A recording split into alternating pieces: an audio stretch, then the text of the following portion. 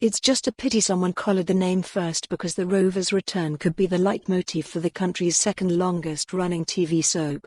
Characters depart EastEnders and then reappear, years later sometimes, with entirely new heads thanks to the triumph of Walford medical science. Then do it again and again. A cynic might say the comebacks occur when either the scriptwriters have run out of plotlines or the actors, who set out chasing that Hollywood role, stage or music opportunity, realize that their bread, thick white sliced, is better buttered in Albert Square. Some, of course, never reappear because, that's cynic again, their ratings or focus group visibility doesn't cut it. With 132 deaths in the place since the launch in 1985, the Square is surely the most hazardous place on Earth, more dangerous than Chicago in the 30s or Caracas today. There have been stabbings, shootings, explosions, enforced plummets from high buildings, suicides, stranglings, squashings by lorry and car. This is a recurrent one, as well as natural causes like cancer, electrocution, speedboat accidents and heart attacks. But spare a thought for the novel ending of the poor sisters Roxy and Ronnie, the former dying of a heart attack in a pool and her sister drowning after she dived in to rescue her, then her wedding dress pulled her down. What next? Well, Dot Cotton has disappeared from the Square, but will she be back?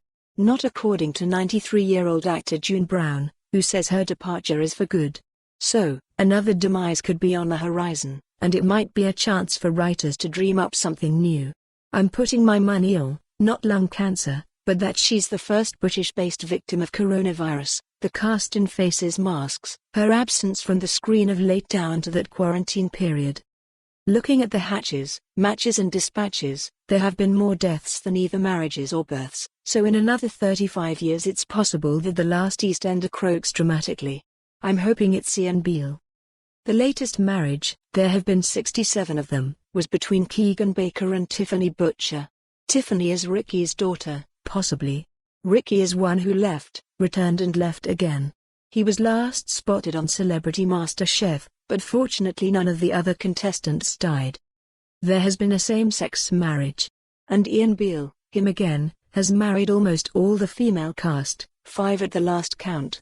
Coming up on the rails, however, is Phil Mitchell with 4, and if the latest, Sharon, isn't careful she may end up in a rain butt behind the Queen Vic pub.